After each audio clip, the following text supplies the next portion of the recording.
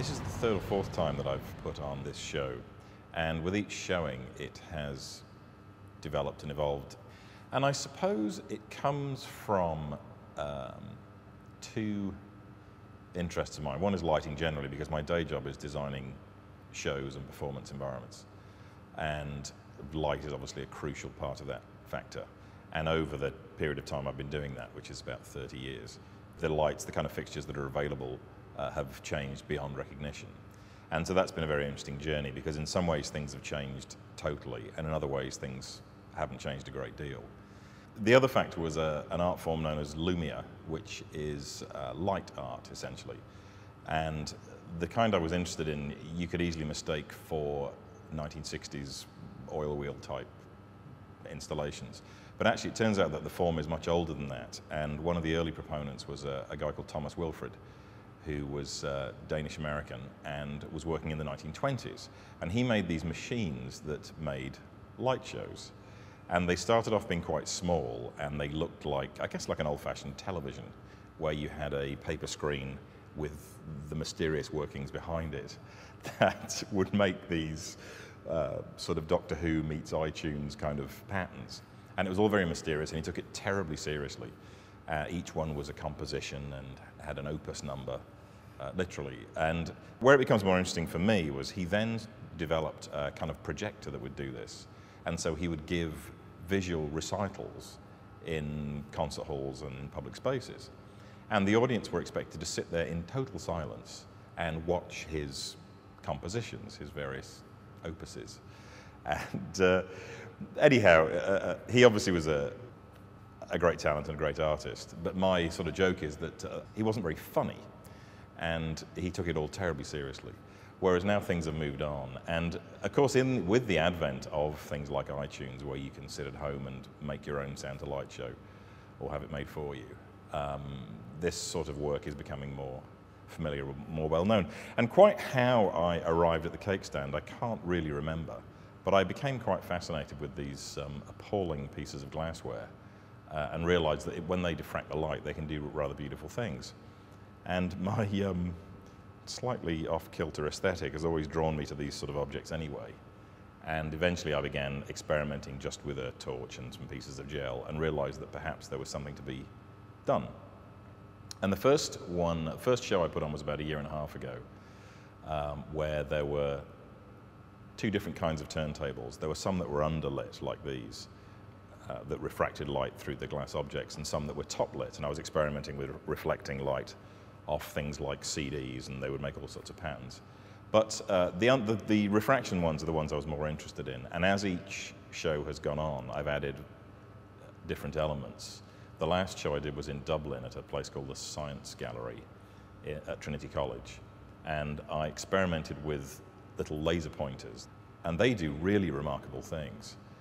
They're they're much more active. The straight glass ones tend to be quite meditative. They're all fairly zen, whereas the laser ones are much more active and they're much more exciting.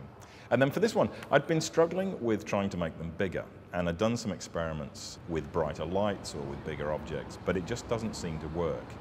And really, at best, the size of the image you get is probably 1.5 meters, 2 meters in diameter. Whereas I was also wondering if I could come full circle, and if these would have some sort of stage application, whether for performance I could do some sort of live cake stand VJing.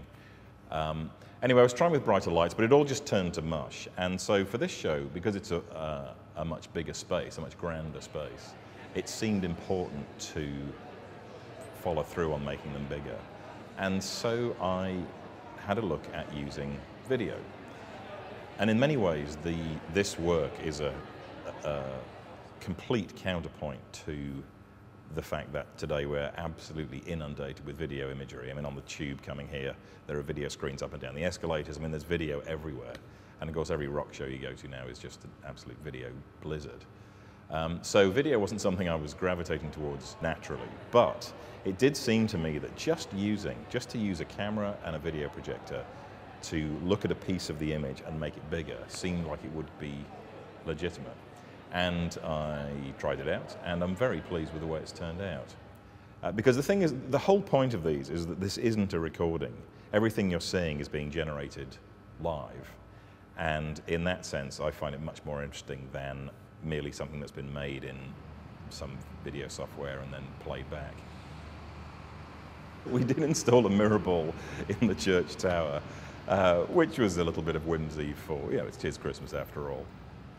Putting the work into this space, into this church space, was surprising in that it almost had the opposite effect that I'm sure you get from some of your other artists, in that because these are such meditative pieces, in the previous context where I've tried them, their resonance seemed to be balanced, whereas putting this sort of thing into a church, in a way it almost seemed too obvious because they are such meditative things.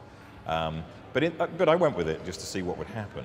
And I think there are two things that counterbalance that. One is, of course, the objects themselves, which are so out of place in a church building, it's quite comical.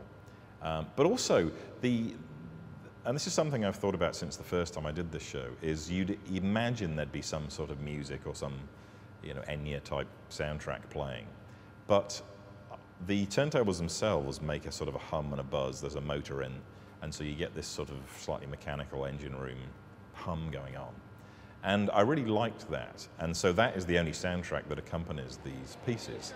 And in a church which is designed acoustically, it's quite loud, and I quite like that because that gives a bit of an edge to these otherwise quite soft and meditative images that are produced.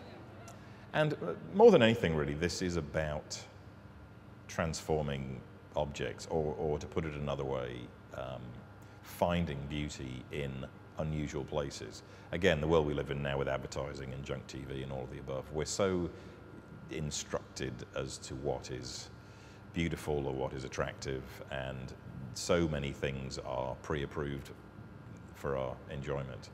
And there's always a thrill for me of digging up these really irredeemable objects which have absolutely no merit, and very few of them cost me more than a £5.